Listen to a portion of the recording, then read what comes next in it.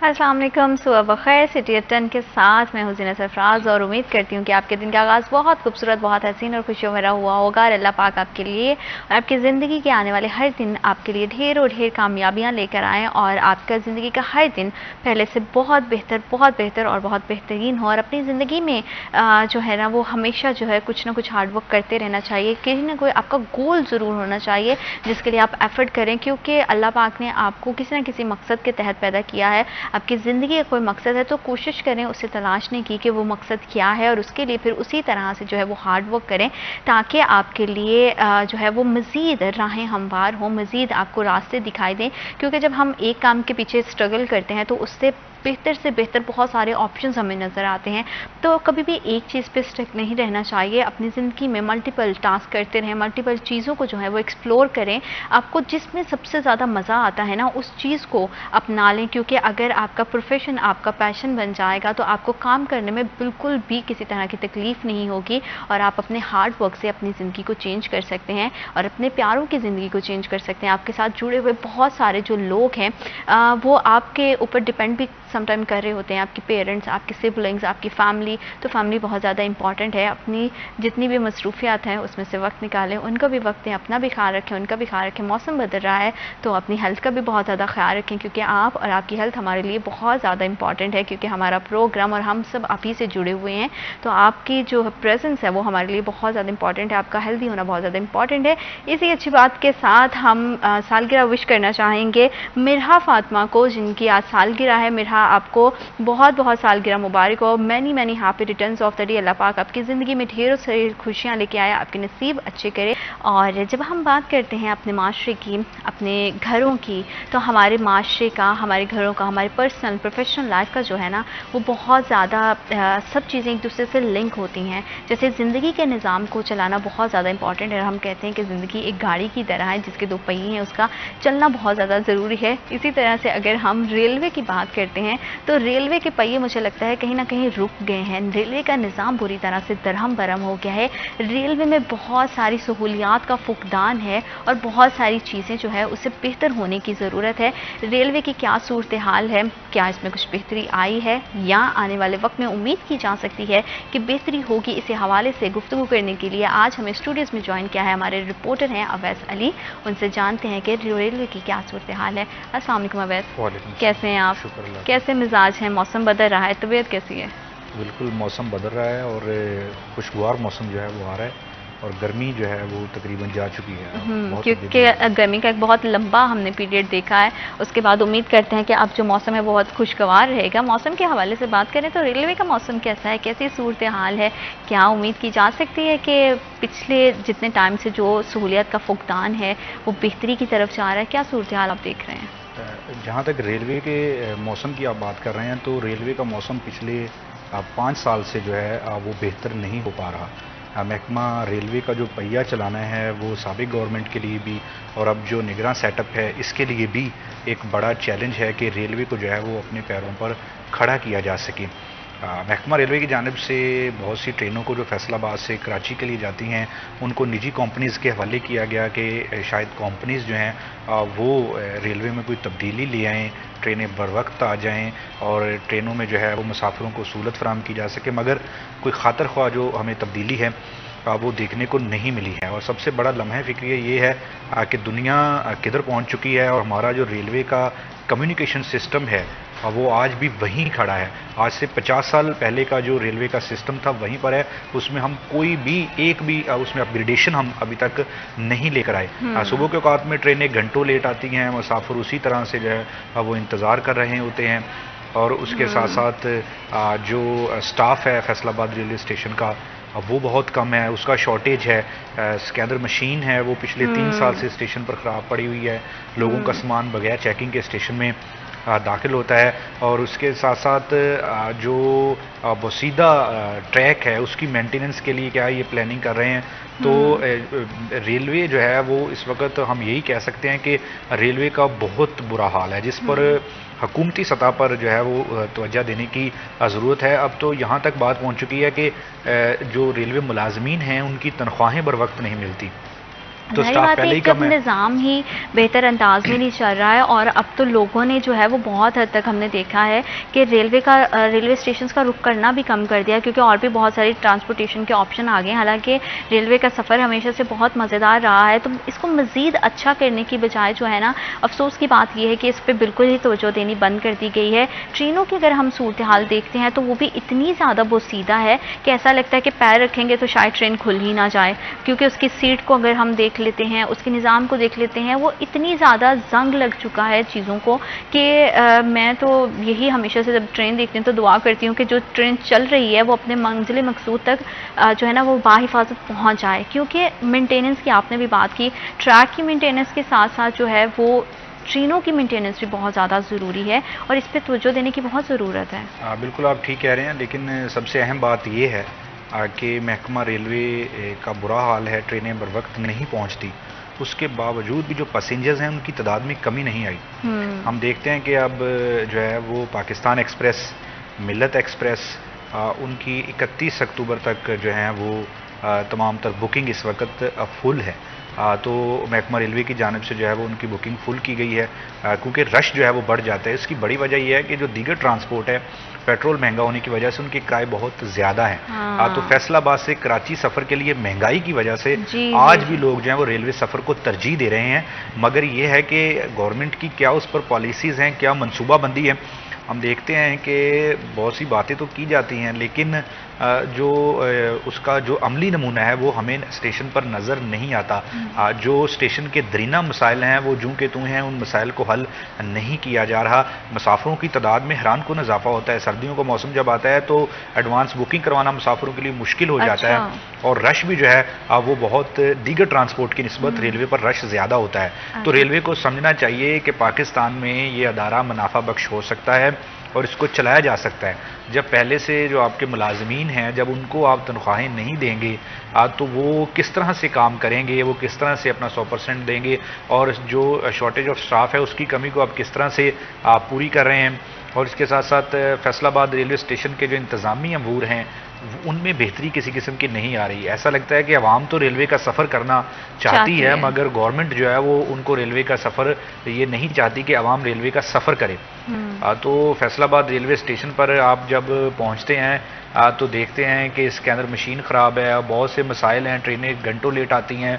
Washing line तक जो track है वहाँ पर ट्रेनों की जब मेंटेनेंस के लिए उनको लेके जाया जाता है उधर घंटों लग जाते हैं। तो इस तरह से ट्रेनों की जो रवानगी है उसमें ताख़ीर आती रहती है, तो मुसाफिरों को मुश्किलात का सामना करना पड़ता है। इसके बावजूद भी मुसाफिर ट्रेन सफ़र से मायूस नहीं हो रहे, वो ट्रेन सफ़र को तरजीह दे रहे हैं। मगर हमारी जो गवर्नमेंट है, मौजूदा गवर्नमेंट है, अगर इसमें तब्दीली लेके आना चाहती है तो सबसे पहले जो ग्रास रूट लेवल के रेलवे के जो मसाइल हैं, जो इंतज़ामी मसाइल हैं, टेक्निकल जो मसाइल हैं, इंस्पेक्शन का जो अमला है, जो ट्रैक की मेंटेनेंस का स्टाफ है, उसमें जिद्दत लेके आना होगी ताकि मज़ीद जो है वो ट्रैक में बेहतरी लाई जा सके, और जो ट्रेनों का जो मटीरियल है उसमें बेहतरी लाई जा सके, ताकि लोग जो हैं वो ट्रेन सफ़र कर सके बआसानी, और उसके जो ट्रेनों का जो रेवेन्यू है उसमें इजाफा किया जा सके। अब निजी कंपनीज के हवाले की गई थी ट्रेनें, तो उनसे भी जो है वो ट्रेनें नहीं चलाई गई हैं। तो इससे क्या मतलब, इनका डिसीजन तो लिया था निजी कंपनीज के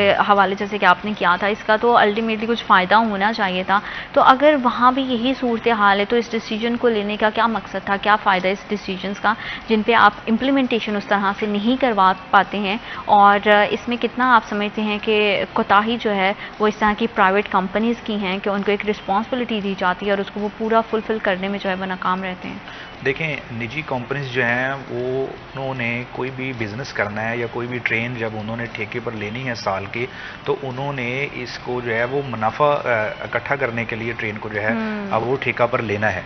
तो इसके लिए उन्होंने ट्रेनों से आमदन तो ज़रूर इकट्ठी करनी है, लेकिन इसमें सबसे अहमियत वाली बात ये है कि महकमा रेलवे किन शराइत पर जो है वो ट्रेनों को निजी कंपनीज के हवाले कर रहा है।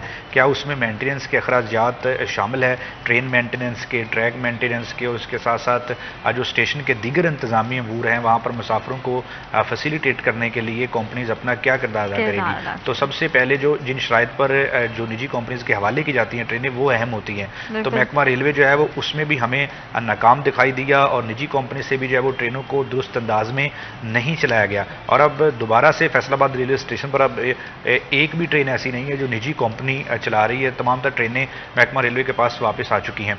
तो इस पर महकमा रेलवे को तवज्जो देना होगी। ट्रैक मेंटेनेंस और दीगर जो मसाइल हैं उनको हल करना होगा। स्टाफ की कमी को पूरा करना चाहिए। मुकम्मल एक प्लानिंग जो है वो करनी पड़ेगी ताकि जो ट्रेन है उसको बेहतर अंदाज से चलाया जा सके। आप देखें कि हमारे हमसाया मुल्क में भारत में जो है वो उनका ट्रेन सिस्टम जो है वो किस कदर जदीद हो चुका है। हमारे यहाँ आज भी जो है वो मुसाफिर ट्रेनों का वेट कर रहे होते हैं। इसको लोकल ट्रांसपोर्टेशन इसको यूज़ करते हैं क्योंकि ये बहुत ज़्यादा, जैसे आपने भी बोला है कि बहुत ट्रैवल फ्रेंडली भी है। इसमें ऐसा व्हीकल है जिसमें कंपैरेटिवली दूसरी ट्रांसपोर्टेशन से जो है वो इसमें कम किराए दिए जाते हैं और ये बहुत फ़ायदेमंद साबित हो सकता है। और मैं समझती हूँ कि अगर हम इस निज़ाम को बेहतर करते हैं तो जो रोड्स पर हमें बहुत ज़्यादा ट्रैफिक का रश दिखाई देता है, आम लोकल ट्रेन अगर हम चलाते हैं स्टेशन टू स्टेशन, तो वो भी बहुत अहम किरदार अदा कर सकते हैं शहर की बेहंगम जो सूरत हाल है ट्रैफिक को कंट्रोल करने में। हाँ बिल्कुल, आप ठीक कह रहे हैं कि उस सिस्टम को जो है वो शहर की ट्रैफिक को भी कंट्रोल किया जा सकता है और ट्रेन में जो है वो पैसेंजर्स को भी रिलीफ मिलता है दीगर ट्रांसपोर्ट की निस्बत। और इस आप देखें कि अब पेट्रोल की कीमतें कम हुई हैं लेकिन महकमा रेलवे की जानिब से ट्रेनों के जो किराए हैं उनमें कमी नहीं की गई। दीगर ट्रांसपोर्ट की जानिब से किरायों में कमी की गई है मगर महकमा रेलवे की जानिब से किरायों में कमी नहीं की गई। तो इससे मुतल्लिक जो है वो मनसूबाबंदी का हमें फुकदान नज़र आता है और महकमा रेलवे को चलाने के लिए जो है वो इनको एक मुकम्मल मनसूबाबंदी करना होगी। आप देखिए कि छोटे छोटे फैसलाबाद रेलवे स्टेशन के मसाइल हैं, इतना रेवेन्यू देता है। फैसलाबाद रेलवे स्टेशन पर 6 ट्रेनें आती हैं और एक ट्रेन का जो माहानावार रेवेन्यू है वो करोड़ों रुपए है और रोज़ाना की बुनियाद पर जो है वो 26 लाख से 30 लाख रुपए तक का एक ट्रेन का रेवेन्यू है। तो करोड़ों रुपए रेवेन्यू देने वाला फैसलाबाद पंजाब का दूसरा बड़ा रेलवे स्टेशन है। तो यहाँ पर जो इंतज़ामात हैं, जो इंतज़ामी अमूर हैं, उनमें बेहतरी लाने के लिए कोई हमें अमली इक़दाम दिखाई नहीं देते। यहाँ तक देखें कि आप टिकट काउंटर्स पर देखें, जैसे ही रश बढ़ता है तो लाइनें लग जाती हैं। ये सिलसिला जो है वो पिछले 20 साल से चलता हुआ आ रहा है और उसी तरह से है। एक अगर प्रिंटर ख़राब हो जाता है तो 2-2 साल वो प्रिंटर ने ही रेलवे हेडक्वार्टर की जानिब से जो सहूलियात मौजूद भी थी वो भी जब अगर कहीं मांग पड़ जाती है, कहीं रुक जाता है कोई काम, तो वो वहीं पे वहीं छोड़ दिया जाता है। अच्छा, वैसे अगर बात करें थोड़ा सा कि ट्रैक के हवाले से, जैसे कि पहले भी रेलवे ट्रैक्स की हम बात करते हैं, जो फैसलाबाद से खानेवाल जाती है ट्रेन तो वो सिंगल ट्रैक पर चलती है। दूसरी तरफ से भी जब ट्रेन आ रही होती है तो समटाइम बहुत सारे हादसा भी देखना पड़ते हैं। वो ट्रैक को चेंज किया जाता है, उसे साइड लाइन किया जाता है, तो उसे अब तक डबल ट्रैक क्यों नहीं किया गया है? नहीं, इसमें ये बात है कि फैसलाबाद रेलवे स्टेशन पर जो रोज़ाना की बुनियाद पर 6 ट्रेनें आती हैं तो महकमा रेलवे का एक प्रोसीजर है जिसमें बाकायदा तौर पर जो है वो कांटा तब्दील किया जाता है और दूसरी ट्रेन पर जो है वो ट्रैक शिफ्ट किया जाता है जिससे वो ट्रेन स्टेशन पर पहुंच जाती है। तो सबसे जो अहम बात यह है कि ट्रैक की मेंटेनेंस के हवाले से और जिद्दत को जो है वो अडॉप्ट करना होगा। जदीद सिस्टम जो है वो महकमा रेलवे में लेकर आना होगा। हमारा जो पुराना जो बसीदा निज़ाम है रेलवे का वो वहीं पर खड़ा हुआ है। आप देखें कि फैसलाबाद में यहाँ पर मंसूराबाद तारकाबाद का जो फाटक है वहाँ पर जो कम्युनिकेशन के जो वायरलेस सेट उनको फ्राहम किए गए हैं या टेलीफोन दिए गए हैं वो मुकम्मल खस्ता हाल हैं। तो वो कैसे ट्रेन की आमद का अंदाज़ा लगाते हैं तो फिर जो है वो फाटक आधा घंटा पहले शहरियों का ये कहना है कि बंद कर दिया जाता है जिससे शहर के अंदर की जो ट्रैफिक है वो बहुत बुरे अंदाज से मुतासर होती है और ट्रेन की आमद से पहले जो है वो जिद्दत को जो है वो मैं आपकी बात को यहीं से कंटिन्यू करूंगी। वक्त एक छोटी सी break, I will be right back after a short break.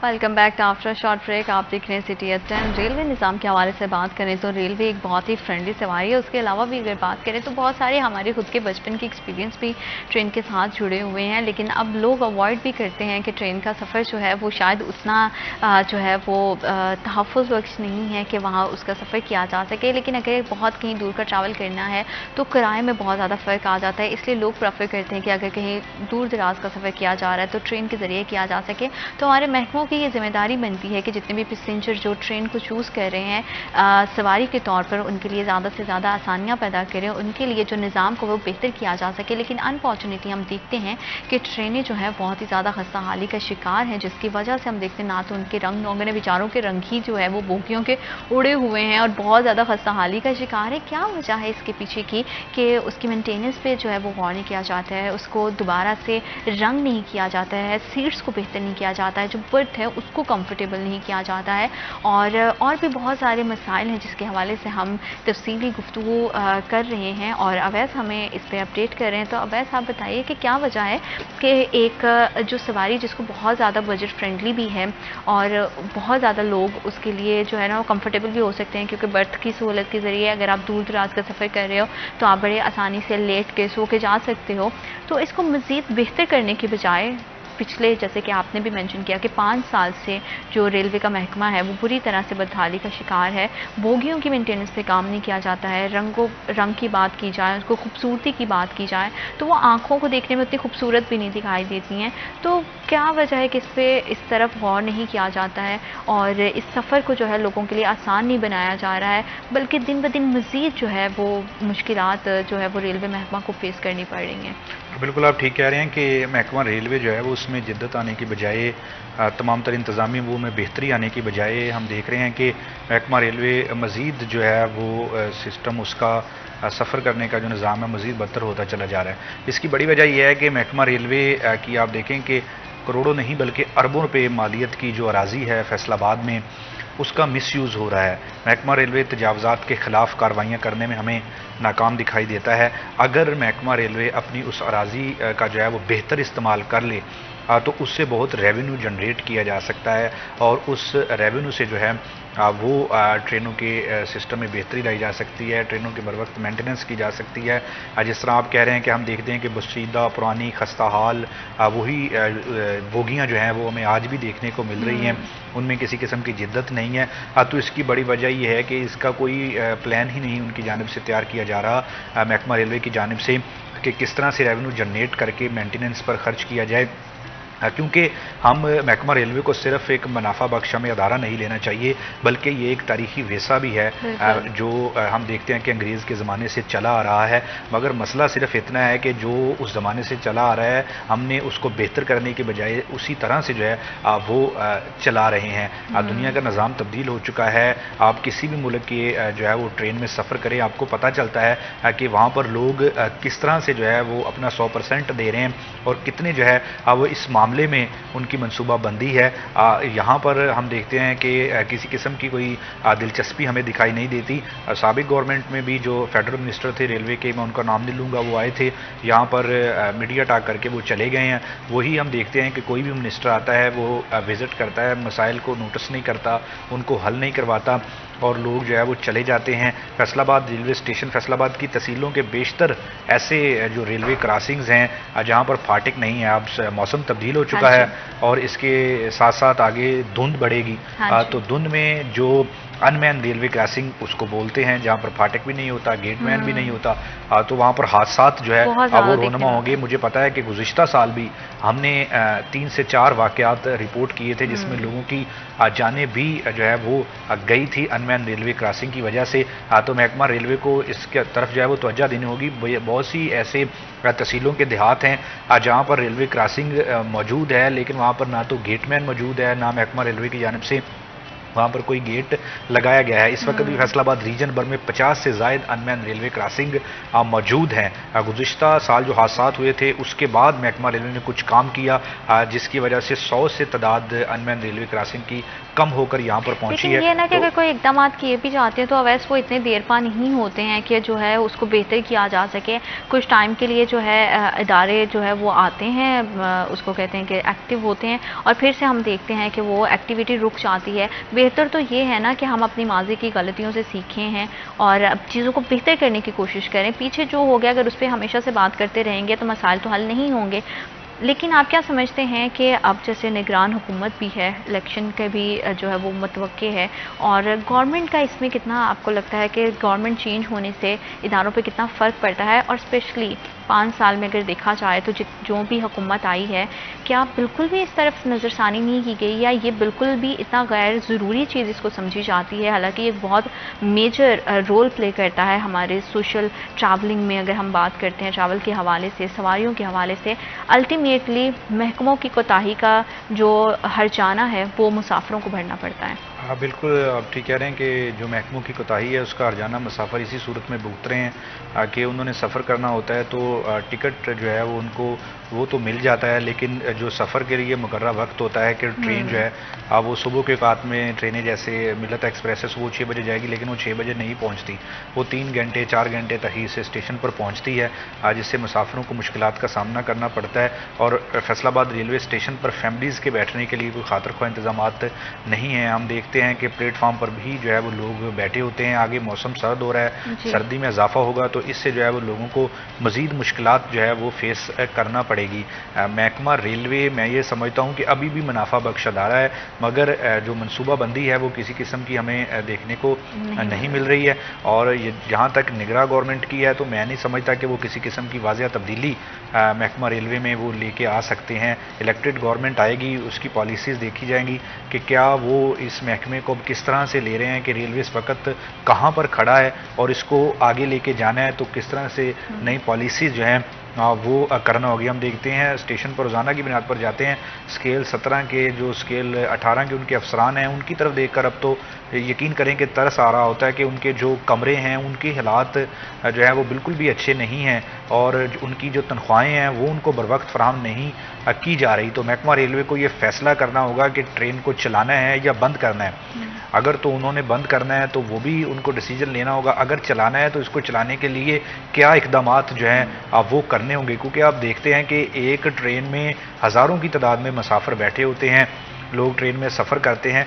तो ट्रेन सफ़र को महफूज बनाने के लिए तरजीह बुनियादों पर इक़दामात करना होंगे ताकि ये जो ट्रेनें डीरेल होने के जो वाक़यात होते हैं उन पर काबू पाया जा सके और मुसाफिरों को सहूलत फराहम करने के लिए जो इक़दामात हैं वो किए जा सकें। अब पेट्रोल 40 रुपये फ़ी लीटर सस्ता हुआ है, मगर ट्रेनों के किरायों में जो कमी है अभी तक जो है वो वजारत रेलवे की जानिब से नहीं की गई, जिसकी वजह से लोग वहाँ पर प्रोटेस्ट भी करते हैं और हमें बताते भी हैं कि हमारी आवाज़ जो है वो हुकाम बाला तक पहुँचाई जाए कि ट्रेनों के किराए जो हैं वो भी कम किए जाएँ। और इसके साथ साथ जो ट्रेनों की टिकटें रिफ़ंड करने का सिस्टम है, अगर किसी की ट्रेन छूट जाती है तो यकीन करें वो अपनी टिकट रिफ़ंड करवाने के पैसे लेने के लिए स्टेशन पर आते ही नहीं है, कि उसको पता है कि अगर मैंने अपनी टिकट रिफ़ंड करवानी है उसके पैसे लेने हैं। तो यहाँ पर ख्वारी इतनी है कि लोग जो है वो फिर वापस ही नहीं आते।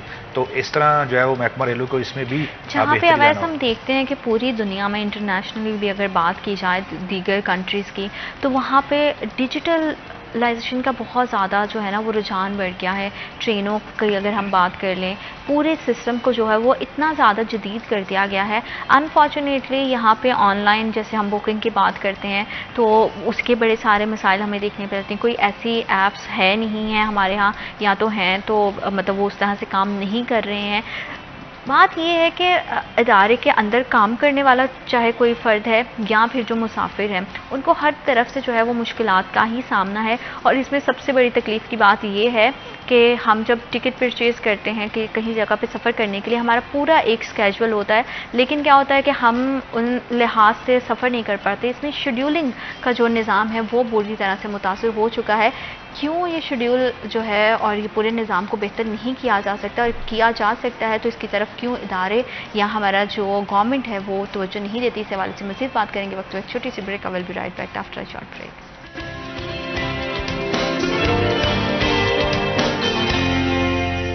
Welcome back after short break. आप देख रहे हैं सिटी एट 10। रेलवे का निज़ाम बहुत सीधा हो चुका है, जिसका अल्टीमेटली जो हर्जाना है वो हमारे मुसाफिरों को भरना पड़ता है। मिसाल अगर उन्होंने अपना पूरा दिन प्लान किया हुआ है और उनकी ये मसरूफियात है कि जी आज के दिन में सुबह सवेरे हम निकलेंगे और ट्रेन के ज़रिए सफ़र करेंगे और अपने काम ख़त्म करके शाम तक अपने घर आ जाएंगे, तो ये बिल्कुल भी जो है वो गलत चीज़ है। आप अपनी जब भी प्लानिंग करते हैं तो इस हवाले से करें, क्योंकि हमारी जो निज़ाम है रेलवे का वो पूरी तरह से मुतासिर है। वहाँ पर आप आपको जाके 2 से 3 घंटे जो है ना रेलवे स्टेशन पर इंतज़ार करवाए बगैर तो जो है वो ट्रेन चलेगी नहीं। और अगर ट्रेन चल जाती है तो वो उसकी हालत इतनी बोसीदा है कि आप पूरे सफ़र में ये दुआ करते रहते हैं कि अल्लाह अल्लाह करके जो भी आपकी मंजिल है, जहाँ तक आपको जाना है, आप बाहिफाजत वहाँ तक पहुँच जाएँ और अपने काम करके बाहिफाजत वापस अपने घर को लौट के आ सकें। क्योंकि बहुत सारी कमियों की वजह से, बहुत सारी जो है मेंटेनेंस की ना होने की वजह से बहुत सारे हादसा भी होते हैं, which is a very unfortunate thing.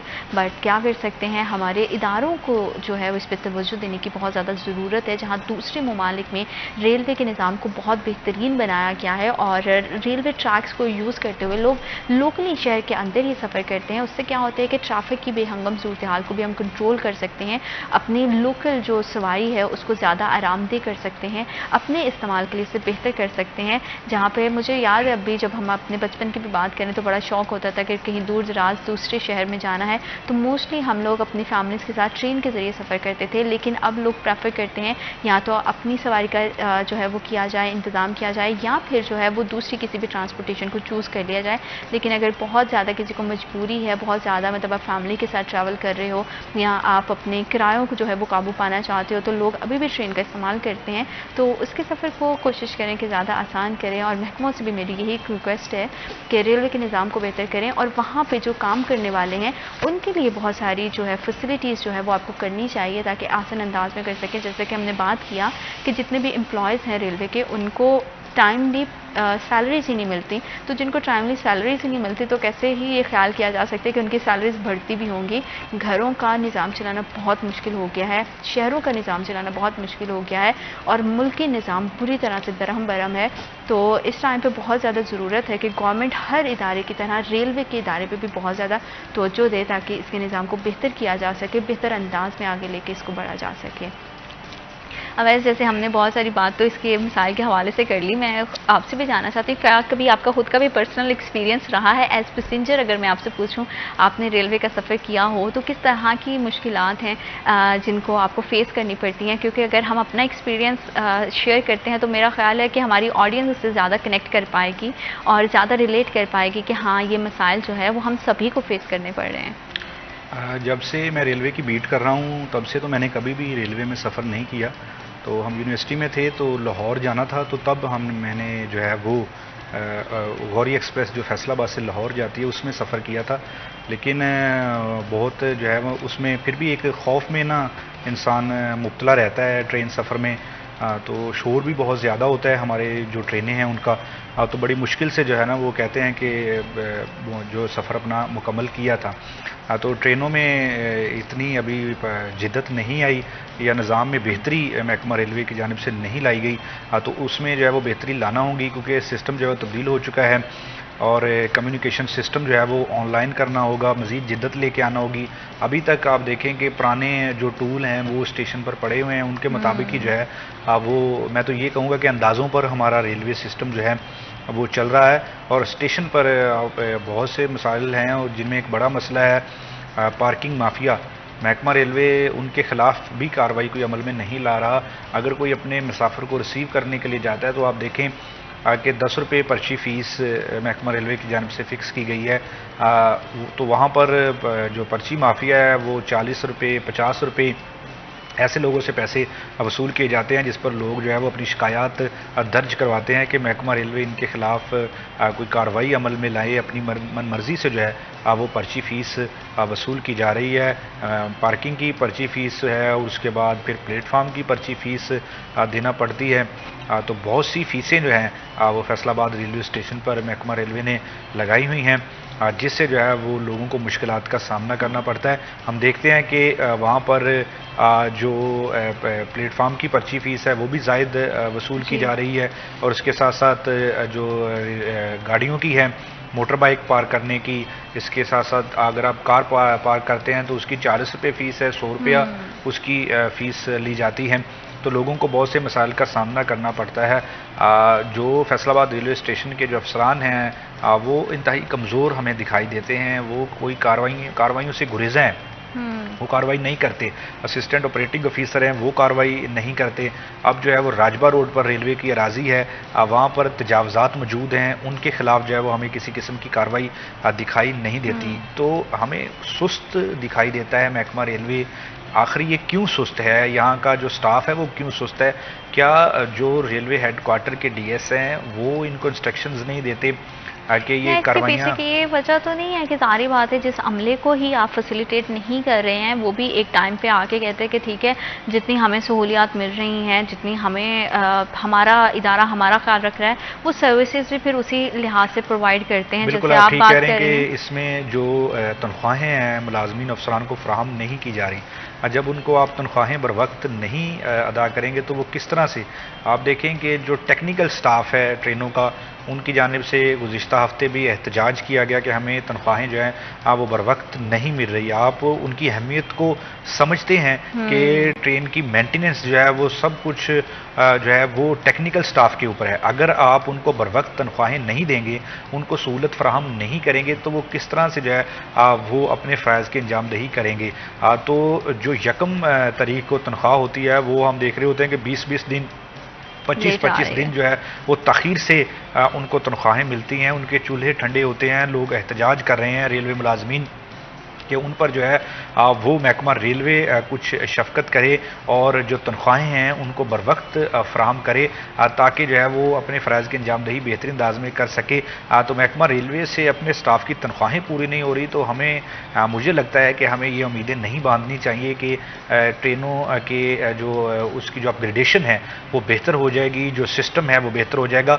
बहुत मैसिव लेवल पर इनको जो है इसके स्टेप सिलसिले को शुरू भी किया जाता है वैसे तो बहुत मुझे लगता है कि डीप से ग्राउंड लेवल से स्टार्ट करना पड़ेगा, क्योंकि जैसे आपने भी अपनी पूरी गुफ्तगू में बताया है कि हम जब रेलवे स्टेशन ही पहुंचते हैं तो पहले कदम से ही जो है ना वो मुश्किलात हमें देखने में मिलती, चाहे वो पार्किंग के लिहाज से हों। फिर हम देखते हैं तो स्टेशन की सूरत हाल भी कुछ बहुत खासी अच्छी दिखाई नहीं देती है उतनी, ना तो वहाँ पर सफाई का निज़ाम है, ना सिटिंग का निज़ाम बहुत बेहतर है। और मतलब एक जो होता है ना कि आप जाते हो और कहीं जगह का आपको कम्फर्ट जो है वो आप अपने पैसेंजर को देते हैं, आप वो कम्फर्ट अपनी जब अमले को ही नहीं दे पा रहे हो तो अमला सारी बातें उसी तरह से सर्व करेगा। जब अमले के पास कोई सहूलियात नहीं है तो अल्टीमेटली सारे उन तमाम सहूलियात के फुकदान की वजह से जो है वो पैसेंजर को सफ़र करना पड़ता है बहुत सारी चीज़ों को लेकर।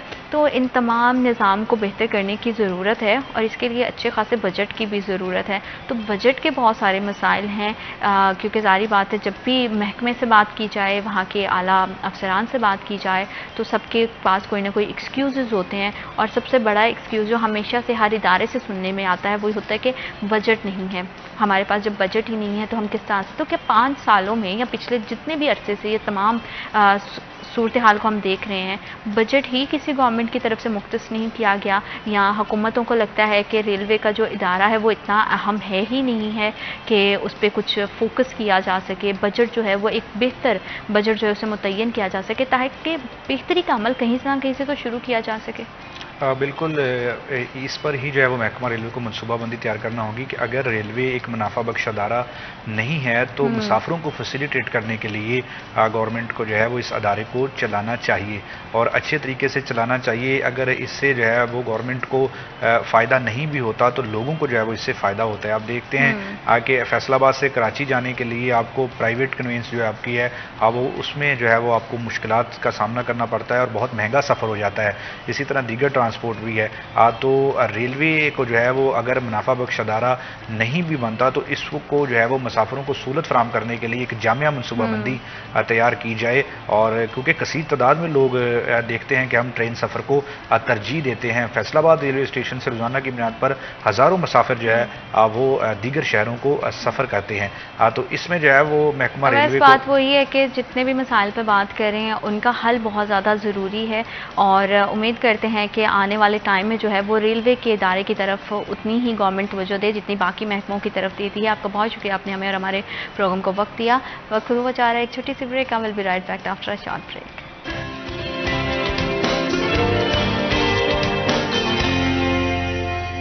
Welcome back after a short break. आप देख रहे हैं सिटी एट 10 और शहर फैसलाबाद के हवाले से हम जब भी बात करते हैं तो हमारी ज़्यादा से ज़्यादा कोशिश होती है कि इसमें जो भी पॉजिटिव चेंजेस आ रहे हैं उसको हाईलाइट किया जाए। साथ में ही ज़ाहिर बात है कि उतार चढ़ाव ज़िंदगी का हिस्सा है, जैसा कि मैं हमेशा से बात करती हूँ कि जहाँ पे हमारे बहुत सारे फ़ायदे होते हैं वहाँ पे कुछ मसाइल भी होते हैं, और वो क्या मसाइल हैं। और आज जिस तरह महंगाई बढ़ रही है, जिस तरह से डिफरेंट तरह के हमें प्रॉब्लम्स फेस करना पड़ते हैं, तो वो फैसलाबाद के हवाले से भी, फैसलाबाद के आर्ट बाज़ारों के हवाले से भी हम वक्तन फ़वक्तन बात करते रहते हैं कि बहुत सारे मसाइल हैं जो सामने आते हैं। बज़ाहिर देखने में लगता है कि सब कुछ ठीक है, लेकिन बहुत सारे मसाइल जो है ना उन्हें प्रोग्राम के थ्रू हाईलाइट किया जाता है, जिसका मकसद यही होता है कि उन मसाइल के हल पर बात की जा सके। गवर्नमेंट और जितने भी हमारी बिज़नेस कम्युनिटी है वो एक पेज पे आ सकें, ताकि जितने भी मसाइल हैं उन्हें गुफ्तगू करके, बात करके हल किया जा सके। क्योंकि जब भी हम तनकीद करते हैं तो तनकीद का मकसद सिर्फ ये नहीं होता है कि उन चीज़ों को जो है उछालना है, बल्कि तनकीद बराए इस्लाह जो है वो खूबसूरत लगती है, अच्छी लगती है। और जितनी शहर की खूबसूरती को हम बढ़ा सकते हैं, उसके मसाइल को कम कर सकते हैं, उस पर काबू पा सकते हैं, उतना ही जो है वो शहर का निज़ाम भी बेहतर होता है। हर कम्युनिटी से, चाहे उसका ताल्लुक किसी भी शोबे से है, अगर वहाँ के मसाइल को हम आसान अंदाज से हल करते हैं तो हम जो है वो बेहतर अंदाज में एक्सेल कर सकते हैं। हम अपने माशरती पहिए को जो है वो बेहतर अंदाज में आगे लेके जा सकते हैं। फैसलाबाद की अगर बात करें तो ताजरों के बहुत सारे मसाइल हैं जिस पे हम हमेशा से बात करते हैं। हमारी कोशिश होती है कि हमारे प्लेटफॉर्म के थ्रू वो आवाज़ वहाँ तक पहुँचे जो इन तमाम मसाइल को हल कर सकते हैं। हमारी गवर्नमेंट की बात करें या हमारी जो है जितनी इंतज़ामिया है उसकी बात करें, ताकि ज़्यादा से ज़्यादा इन मसाइल पर काबू पाकर अपने ताजरों को जो है वो खुशहाल किया जा सके, उनके बिज़नेस को बढ़ाया जा सके, ताकि जो है वो रोज़गार भी ज़्यादा से ज़्यादा पैदा हो और शहर का निज़ाम जो है वो बेहतरीन अंदाज में चल सके। इसी हवाले से आज गुफ्तगू करने के लिए हमें बहुत ही दो ख़ास मेहमानों ने स्टूडियोज़ में ज्वाइन किया है, जिससे मैं आपको तारुफ़ करवाती हूँ बग़ैर अपना टाइम वेस्ट किए, ताकि हम अपनी गुफ्तगू का आगाज़ कर सकें। हमें स्टूडियोज़ में ज्वाइन किया है आफ्ताब भट्ट साहब हैं, जनरल सेक्रेटरी अंजुमन ताजरान रेलवे रोड। अस्सलाम वालेकुम सर, कैसे हैं आप? बहुत शुक्रिया, आपने हमें और हमारे प्रोग्राम को वक्त दिया। साथ ही साथ हमें इस मौजू पर बात करने के लिए ज्वाइन किया स्टूडियो में मिर्ज़ा एहसानुल हक, सदर अंजुमन ताजरान रेलवे रोड। अस्सलाम वालेकुम सर, कैसे हैं आप? कैसे मिजाज हैं, ज़िंदगी कैसी गुजर रही है? बहुत अच्छी ज़िंदगी है। बहुत अल्लाह का करम होना चाहिए और अल्लाह पाक आपको सेहत तंदुरुस्ती दे और इसी तरह से जो है वो आप काम करते रहें। सर, अगर गुफ्तगू का आगाज़ करें आपसे तो हम जो है वो टाइम टू टाइम जो है वो बात करते रहते हैं फैसलाबाद के ताजरों के हवाले से कि उनके क्या मसाइल हैं, क्योंकि अभी अगर मौजूदा दौर देखें तो बहुत सारे मसाइल हैं जिन पे हमने ऑलरेडी बात की है। मकसद सिर्फ ये होता है कि उनका हल हो सके।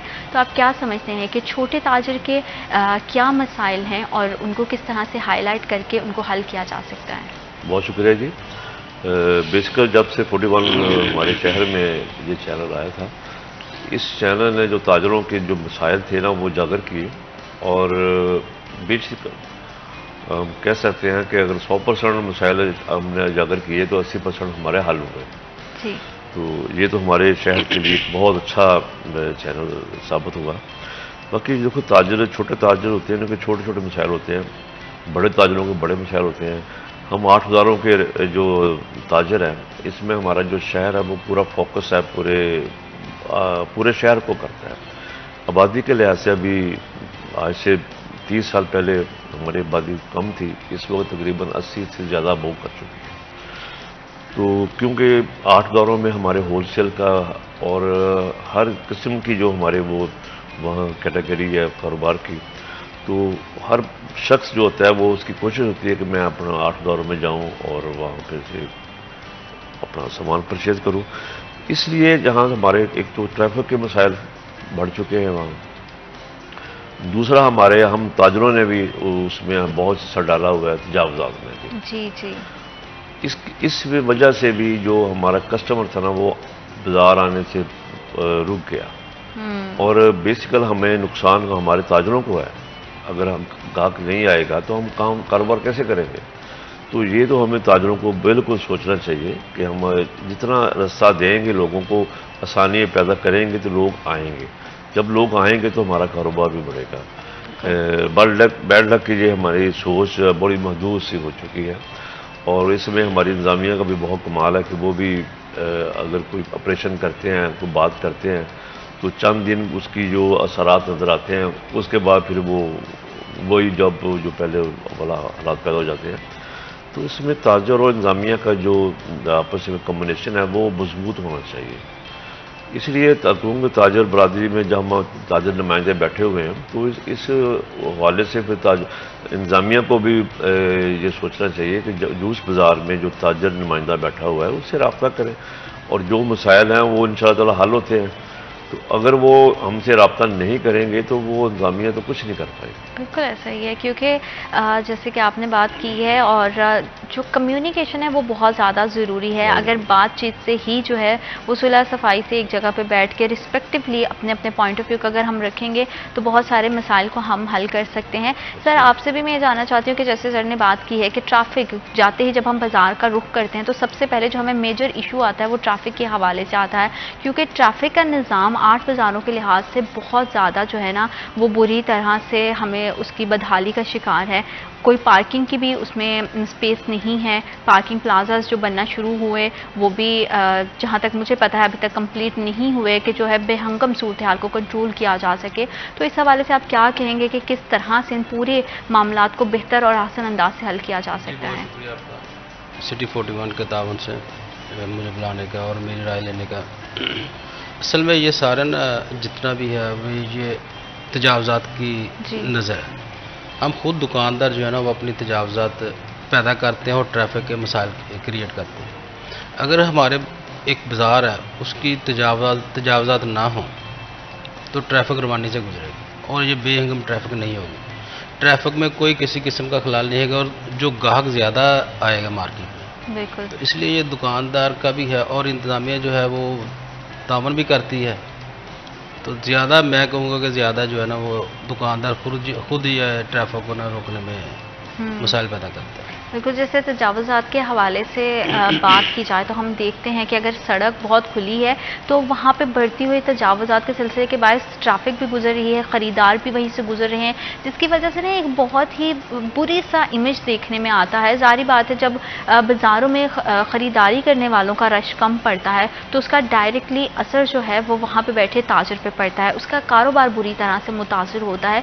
तो कितना ज़रूरी है तजावज़ात को रोकना और जो है वो बाज़ारों का निज़ाम को बेहतर करना? देखिए जी, आज से तकरीबन 125 साल पहले अंग्रेज़ ने जब फैसलाबाद शहर का एक बुनियाद रखी थी और देखने को उस वक्त तो आबादी बराए नाम थी ना, तो उन्होंने 4 बाज़ार बड़े और 4 बाज़ार छोटे रखे थे और बहुत खूबसूरत डिज़ाइनिंग की थी। बदकिस्मती से जब हमने इस मुल्क को संभाला 47 के बाद, तो उसके बाद हम बेहंग जो हो चुके, आबादी जो जिस तरीके से बननी चाहिए थी, जिस तरीके से मामले चलने चाहिए थे, वो नहीं हो सका, नहीं ना हो सके ना हम कर सके। तो इस हवाले से तो हम अपने शहर को जितना भी खूबसूरत रखेंगे तो लोग दूसरे शहरों से जब आते हैं तो हमारा एक सिंबल आएगा, हमारा घंटाघर और हमारी जो बाहर है एक गुमटी चौक है जी। तो वो अगर हम उनको मेंटेन रखेंगे उनके तो फिर दूसरे शहर से जो लोग आएंगे वो उसको एंजॉय भी करेंगे और हमारी जो शहर की जो हमारी खरीदारी है वो भी बढ़ेगी। बिल्कुल। बाकी हमारा बड़ा शहर है, पंजाब का तीसरा बड़ा शहर है। बदकिस्मती से यहाँ से आज तक जहाँ हमारा पार्किंग प्लाजा नहीं बन सका। अभी छोटे लाहौर में बहुत प्लाजे बन चुके हैं, अभी गुजरांवाला हमसे बहुत छोटा शहर है, वहाँ 3 प्लाजे बन चुके हैं। तो हमारी जो पार्किंग प्लाजा है उसकी वजह से भी इतनी जो मुश्किल पेश आ रही है। इंतज़ामिया क्या करे, हर शख्स के पास अब मोटरसाइकिल है, उसकी वजह क्या है? उसकी वजह हमारे पास जो ट्रांसपोर्ट है वो नहीं बेहतर नहीं है। हाँ, जैसे लाहौर मुल्तान में जो चल रही है ट्रांसपोर्ट, अगर हमारे फैसलाबाद में भी वो ट्रांसपोर्ट चले, मेट्रो चले, तो लोग मोटरसाइकिल पे ना आए।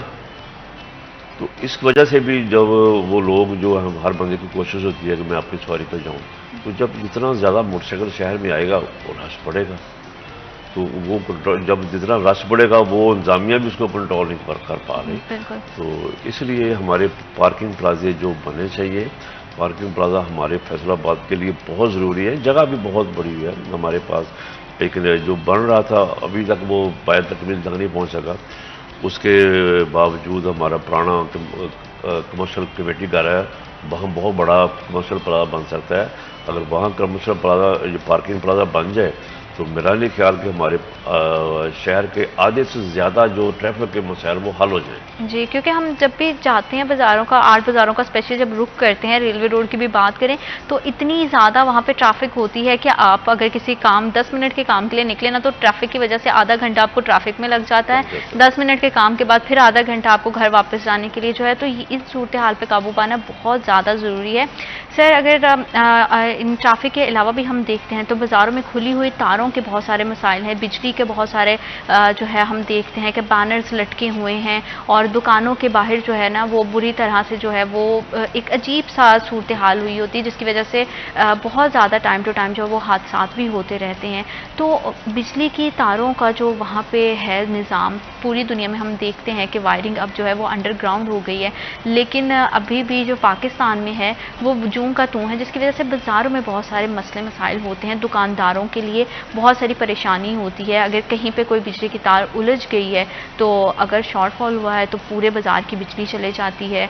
इसकी वजह से कारोबारी ज़िंदगी बुरी तरह से मफलूज हो जाती है। जैसे बदकिस्मती है, पिछले साल जो सूत्र मंडी में हुआ है वो हादसा एक, जी, वो आग लगे शॉर्ट सर्किट की वजह से, वो बहुत बड़ा सान्या था, लेकिन इंतज़ामिया आप कह लें कि उसके कान पे जूं तक नहीं रिंगी, वो वैसे ही है जैसे पहले थी।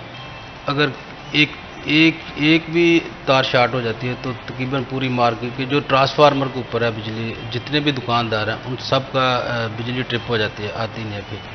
तो ये वापडा वालों को चाहिए कि इसको देखें और इंतज़ामिया के साथ, दुकानदारों के साथ, ताजरों के साथ मिलके इस मामले को हल करें, क्योंकि ज़रा सी लापरवाही इंसानी जान की बहुत ज़्यादा कीमत है। बिल्कुल, और इंसानी जान की जो है वो अहमियत ज़्यादा है। माली नुकसान इंसान बर्दाश्त कर लेता है, लेकिन जानी नुकसान की जो है ना वो भरपाई नहीं है। और इसका अल्टीमेटली पूरी जिम्मेदारी, जैसे भी कहते हैं कि वो हुकूमत वक्त पे होती है और ये उनकी जिम्मेदारी है कि वो इस चीज़ को जो है वो देखें। महंगाई के हवाले से हम बात करें, महंगाई ने भी कमर तोड़ रखी है और जो कारोबारी ज़िंदगी है उसके डाउनफॉल की सबसे बड़ी वजह जो है वो महंगाई के तूफान को जो है ना वो काबू ही नहीं हम कर सके हैं। डॉलर के रेट के बढ़ने और कम होने से कारोबारी ज़िंदगी पर और ताजरों के ज़िंदगी पे कितना असर पड़ता है सर? देखिए जी, एक डॉलर एक पेट्रोल, ये हमारी एक बुनियादी ज़रूरत है। जब पेट्रोल शॉर्टफॉल करता है, महंगा होता है, तो उसे महंगाई का तूफान उठता है। अभी रिसेंटली तो उस पेट्रोल में रेट कमी हुई है, डॉलर में कमी हुई है, बाज़ारों में रौनक जो ग्राहकों की बिल्कुल नायाब हो चुकी थी अब दोबारा शुरू हुई है अल्हम्दुलिल्लाह। अब कह सकते हैं कि जब इस वक्त, क्योंकि अब सर्दी का सीज़न आ गया है, अब गैस प्रॉब्लम करेगी, उस गैस प्रॉब्लम करेगी तो लोग बेचारे वो सिलेंडर इस्तेमाल करते हैं। पहले जो सिलेंडर आपको मिल रहा था 2000 का, वो रिसेंटली महंगा होकर उसमें 2500-3000 का हो जाना है। तो छोटे आम जो हमारा जो अवाम है, जो गरीब अवाम है, जो मुतवस्सित तबका है, असल में वो पिसता है। हाँ जी। जो बड़े लोग हैं, सरमायादार हैं, उनको तो फ़र्क नहीं पड़ता। तो इसलिए हुकूमत को, इंतज़ामिया को इस पर कंट्रोल रखना चाहिए, नज़र रखनी चाहिए कि एक चीज़ अगर रूटीन में 1000 की बिक रही है, तो अगर कोई मौसम अच्छा या उसकी सीज़न हो जाए तो वो 2000 की क्यों हो? हाँ, फ़र्क हो जाता है, और सप्लाई में 150 का फ़र्क वो तो चल सकता है। अगर डबल कीमत हो जाए तो वो नहीं होना चाहिए। इसमें इंतज़ामिया का रोल बहुत अहम है, लेकिन हमारी इंतज़ामिया इस पर कंट्रोल नहीं कर पा रही। जैसे अभी आपने कहा कि वेदर भी चेंज होने से हमारे यहाँ तो इस तरह का होता है कि जब जो एक स्पेसिफिकली सीज़न आता है ना, उसमें महंगाई का जो है ना रेट्स बहुत ज़्यादा बढ़ जाते हैं। जैसे अभी आपने सर्दियों की अगर वेदर के हवाले से बात करें तो सर्दी का मौसम आएगा, कपड़ों के रेट बहुत ज़्यादा बढ़ जाएंगे, और जैसे ड्राई फ्रूट का इस्तेमाल लोग करते हैं तो उसके रेट पहले से दुगने हो जाएंगे। तो इन सब चीज़ों को किस तरह से कंट्रोल किया जा सकता है और किस तरह से जो है वो इंतज़ामिया मैनेजमेंट जो है इसमें अहम किरदार अदा कर सकती है, इस हवाले से मज़ीद गुफ्तगू करेंगे। लेकिन वक्त एक छोटी सी break, I will be right back after a short break.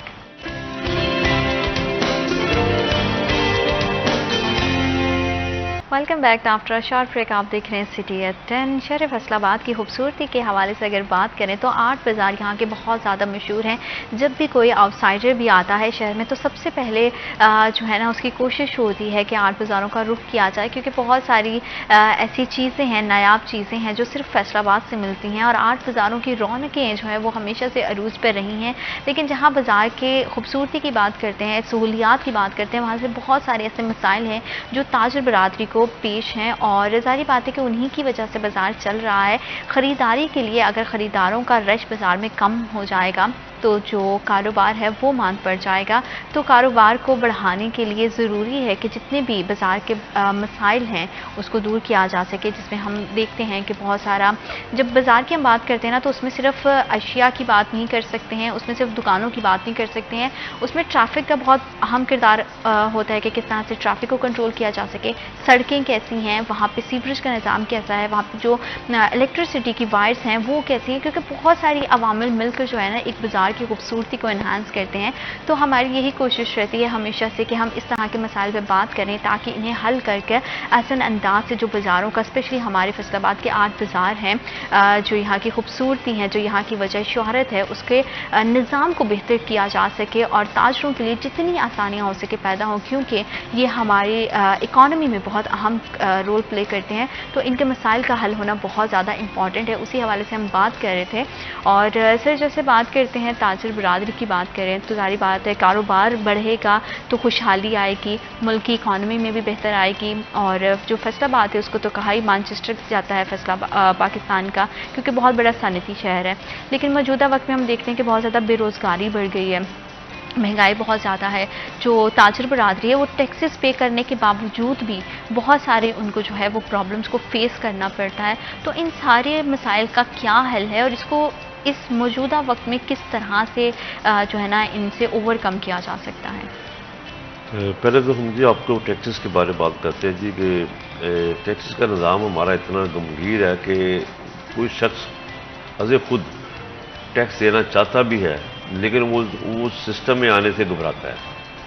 तो इसलिए हमने बारहा हमारी जो FBR से मीटिंग हुई है और उनको हमने ये बरमला कहा है कि आप एक फ़िक्स टैक्स लगा दें, जिस तरह दुकानदार का जो जितना रेशो है उसके मुताबिक वो पे कर देगा। मेरा नहीं ख्याल का अगर फिक्स टैक्स लगा दिया जाए और वो जो अपने ताजर नुमाइंदों के ज़रिए, क्योंकि हमें पता होता है हमारी मार्केट में किसका कम कारोबार ज़्यादा है, किसका कम है, किसका दरमियाना है, तो उसके मुताबिक हम फिक्स टैक्स लगा देंगे तो हुकूमत पाकिस्तान को मेरा नहीं ख्याल के बाहर से पैसे मंगवाने की ज़रूरत पड़े।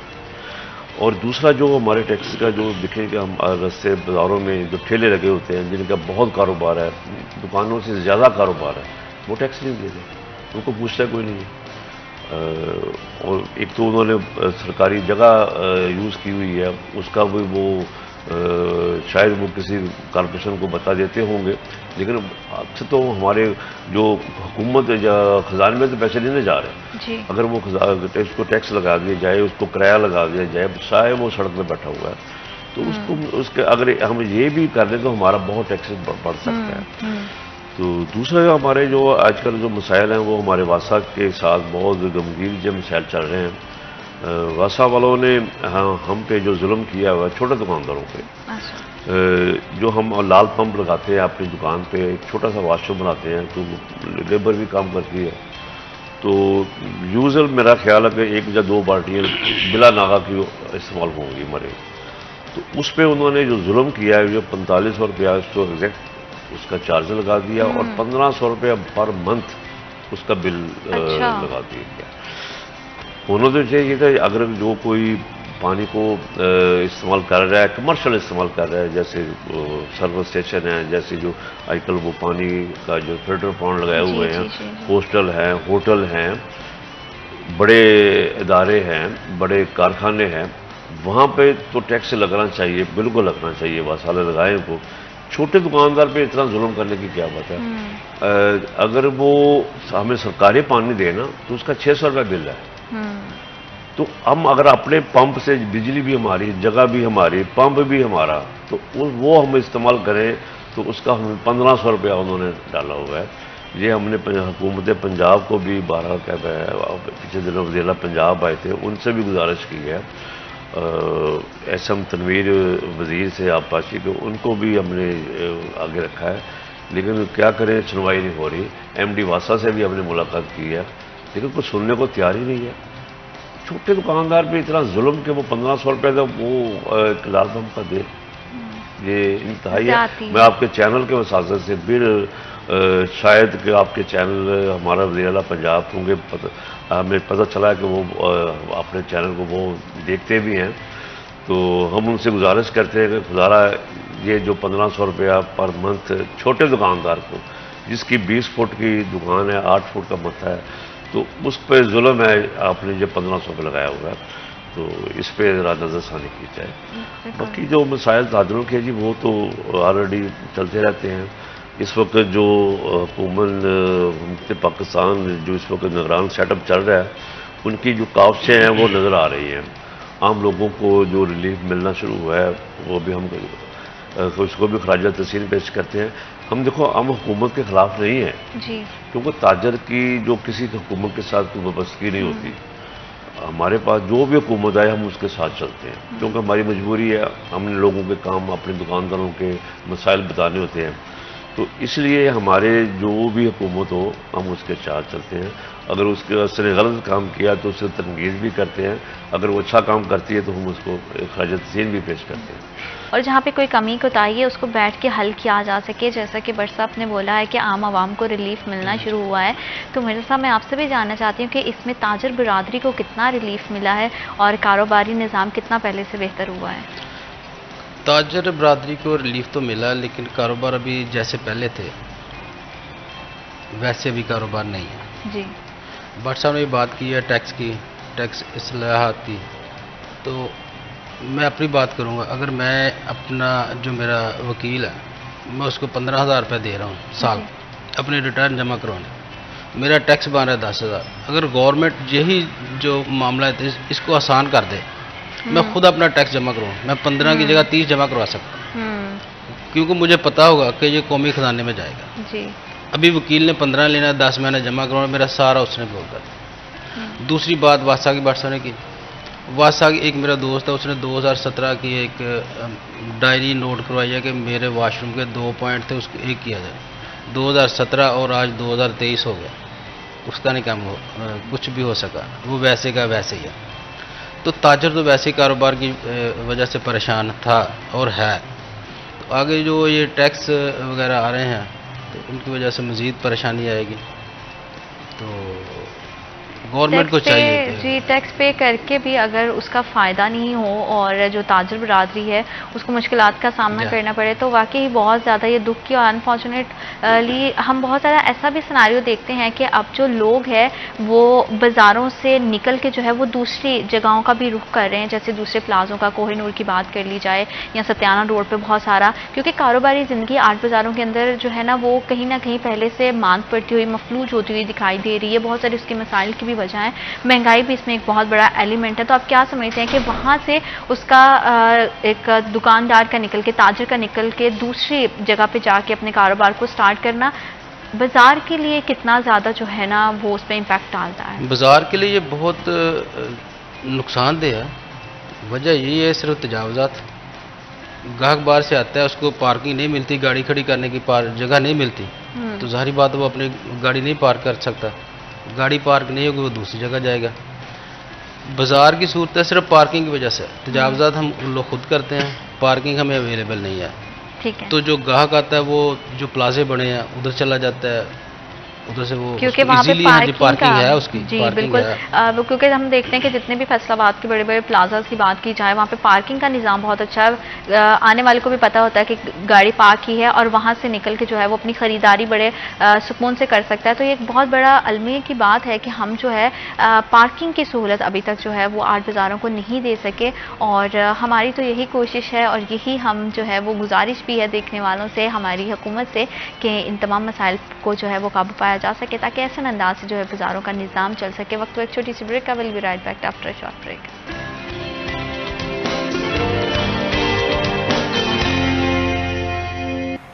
Welcome back after short break. आप देख रहे हैं सिटी एट 10। शहर फैसलाबाद के हवाले से जो 8 बाज़ार हैं वो बहुत ही ज़्यादा अहमियत के हामिल हैं, फैसलाबाद की खूबसूरती में बहुत इजाफा करते हैं, तो उनका खूबसूरत होना बहुत ज़्यादा ज़रूरी है, उनके मसाइल का हल होना बहुत ज़्यादा इंपॉर्टेंट है ताकि ज़्यादा से ज़्यादा कारोबार को बढ़ाया जा सके। क्योंकि फैसलाबाद में सिर्फ फैसलाबाद के शहरी नहीं, दीगर शहरों से भी लोग आते हैं, यहाँ से आके अपना रोज़गार बढ़ाते हैं, कमाते हैं। दिहाड़ीदार तबके की बात की जाए या तनख्वाह पर काम करने वाले मुलाजमीन की या कारोबारी हजरात की, तो बहुत मेजर किरदार जो है वो इन 8 बाज़ारों का है, इनके मसाइल का हल होना बहुत ज़्यादा ज़रूरी है। इस हवाले से हम अपनी गुफ्तगू कर रहे थे।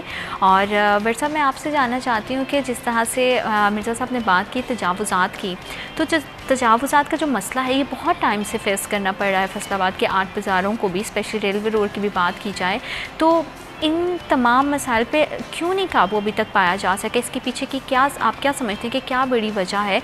इंतज़ामिया कहाँ पे लैग कर रही है? देखिए, हमारी अक्सर इंतज़ामिया से मीटिंग होती है, हम बात करते हैं। हमारे जो 8 बाज़ारों के 8 गोल हैं, देखो बाज़ार तो अपनी जगह पे हैं, वो तो आने जो हमारे 8 गोल हैं, उन 8 गोलों की जो आप हालत देख लें, किस दिन आपका कैमरा चले जाए और यकीन करें कि इतना बुरा सिस्टम हुआ है। और इंतज़ामिया ने पिछले दिनों हमसे कहा कि आप हमें लाइनिंग लगवा दें और उसके बाद वो तजावुज़ात को ठीक कर लेंगे। हमने अपने पल्ले से हमने पूरे 8 बारों में लाइनिंग करवा दी। उसके बावजूद चंद दिन तो सुकून रहा, आज फिर वही हाल है। आम बंदा वहाँ से गुजर नहीं सकता इतनी गोलों में। अगर हमारी गोल की सड़क है तकरीबन 40 फुट है, तो आप यकीन करेंगे तकरीबन 20-25 फुट वो तजावुज़ात में है। तो 10 फुट जो सड़क बची हुई है उसमें लोडर रक्शे जी और जो आम गुजरते हैं वो, तो मेरा नहीं ख्याल कि आप एक गोल से दूसरे गोल तक जाना हो तो आपको आधा घंटा लग जाए। बिल्कुल, ये तो पहले भी हमने बात की है कि ये बहुत ऐसा बेहंगम सी सूरत हाल है जिसको कंट्रोल करना बहुत ज़रूरी है। उधर गोलों में तो मेरा ख्याल इंतज़ामिया तो बिल्कुल सोई हुई है। देखिए, हमारा जो रेलवे रोड है ये एंट्रेंस है, ठीक हो गया, वहाँ से इंतज़ामिया गुजरती है वो, ताकि हमारे रेलवे रोड पे इतनी तजावुज़ात नहीं है, बिल्कुल नहीं है जी। बहुत बड़ा नाम है, उसको भी हम खुद ही कंट्रोल कर सकते हैं इंतज़ामिया के साथ मिलकर। लेकिन जो अगर असर देखी जाए तजावुज़ात, वो 8 बाज़ारों के जो गोल्स हैं उन पे आप नज़र डाल लें, जाकर देखें कि वो आपको पैदल चलने के भी आपको रास्ता नहीं मिलेगा। तो इसके क्या इसके पीछे रीज़न है कि अभी तक मतलब इतना बड़ा मसला है ये, इसकी वजह से इतना सारा सिस्टम जो है वो इतना इफ़ेक्ट हो रहा है, तो क्यों नहीं इस पर काम किया जा रहा? इसमें हमारी हुकूमती इदारे कहाँ पे, हमारे अफसरान कहाँ पे हैं जिनकी ज़िम्मेदारी है इंतज़ामिया की, फैसलाबाद के इंतज़ामिया की, उन बाज़ारों की इंतज़ामिया की बात की जाए? पिछले दिनों हमारे वज़ीर आए थे, कमिश्नर साहब के ऑफिस में, उन्होंने कमेटियाँ बनाई थी, लेकिन बदकिस्मती से वो कमेटियाँ फाल ना हो सकी। तो कमिश्नर साहबा तो अपनी जगह पे तो वो तो जज करती हैं, लेकिन हमारी जो कॉर्पोरेशन है, चीफ साहब वो भी एक्टिव हैं, वो भी काम करते हैं। लेकिन जो निचला अदारा है, जो हमारा जो नीचे जो काम करने वाले मुलाजमीन हैं, वो थोड़ा सा फेयर नहीं है हमारे साथ, बाज़ारों के साथ फेयर नहीं है। अगर काम करें, जैसे हमारे वार्डन हैं, जब ये आए थे तो इनका एक बहुत बड़ा नाम था, वार्डन आ गए। तो अब वार्डन वालों के जो हालात देख रहे हैं कि अगर 4 वार्डन खड़े हैं तो उनके साथ गुजर रहा है, वो वन वे भी तोड़ रहा है। अगर 3 मोटरसाइकिल में बैठे जा रहे हैं तो उसको कोई डर नहीं है। अभी जो एक नया जुल्म दिया है जी, आपके साथ फिर हम आपसे कहता हूँ कि ट्रैफिक अगर किसके पास लाइसेंस नहीं है तो 2000 रुपया, अगर हेलमेट नहीं है तो उसका 2000 रुपया, प्लस 2000 से नीचे कोई चालान नहीं है। एक आम बंदा जिसके पास सवारी है, बेचारे का मोटरसाइकिल, उसका 10,000 का मोटरसाइकिल नहीं होगा, तो वो पहले तो 2000 का हेलमेट लेगा और उसके बाद वो सड़क पे आएगा। हाँ, लाइसेंस होना चाहिए, इसमें कोई रियायत नहीं, लाइसेंस बिल्कुल होना चाहिए। तो इस पर तो हम इंतज़ामिया के साथ खड़े हैं इस मुद्दे पे। तो ये जो 2000 रुपये जुर्माना रख दिया है, ये जुल्म है, ये आम बंदे के साथ जुल्म है। अगर 200 रुपये था पहले, चलो उसको बढ़ाकर 500 कर देते, इतना ही हो सकता ना। लेकिन 2000 रुपये, अब आप देखें कि जब इनके जो ट्रैफिक सेक्टरों में मोटरसाइकिल खड़े हुए हैं, उन्होंने बंद की। किसी के पास 2000 होगा तो वो अब मोटरसाइकिल चलाने जाएगा। तो कारोबार की जो सूरत हाल पहले थी तो बिल्कुल आप कह सकते हैं कि हर बंदे ने अपनी रास ही खाई है, तो प्रॉफिट नहीं लिया। तो उसके बावजूद ये 2000 रुपया लगा देना ये जुल्म है, इसको इंतजामिया को चाहिए। और मैं पंजाब हुकूमत से फिर गुजारिश करता हूँ कि इस पे नज़रसानी कीजिएगा। ये 2000 रुपया आम बंदे के लिए बहुत ज़्यादा है।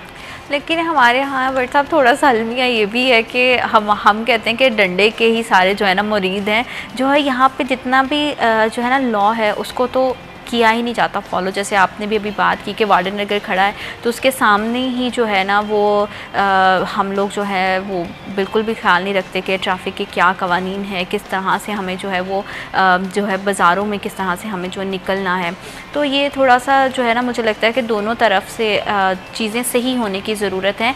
इनफरादी तौर पर हर बंदा जब अपनी इंडिविजुअली रिस्पॉन्सिबिलिटी को समझेगा, सिटीज़न भी और बाज़ारों की इंतज़ामिया की भी बात करें, तो तभी मसाइल पे जो है वो हल किया जा सकता है, उनको हल पे काबू पाया जा सकता है। जैसे कि अबर साहब ने बात की है कि जो निचला तबका है वो अपनी जो है फ़राइज़ है उसमें कोताही करता है। तो आप क्या समझते हैं कि इसको किस तरह से बेहतर किया जा सकता है, इनका चेक एंड बैलेंस कितना ज़्यादा ज़रूरी है ताकि जो बाज़ारों का जो पूरा निज़ाम है उसको बेहतर किया जा सके? असल में ना जी, हर आदमी अपने काम के साथ में मुखलस नहीं है जी। हाँ, वो दुकानदार है, मुलाजम है, गवर्नमेंट का मुलाजम है, ऐसे ही है निचला अमला जो अपने काम के साथ मुखलस नहीं है जिसको। और दूसरी बात ये कि हमारे माशरे में ना जो करप्शन है वो नासूर की तरह, दीमक की तरह चाट रही है हमारे। जो करप्शन है ये ख़त्म होनी चाहिए सबसे पहले। करप्शन की वजह से निचला अमला काम नहीं, जिसको जो मिल गया उसने वो ओके की आवाज़ दे दी जी ठीक है, ऐसा नहीं होना चाहिए। मेरिट पे काम होना चाहिए।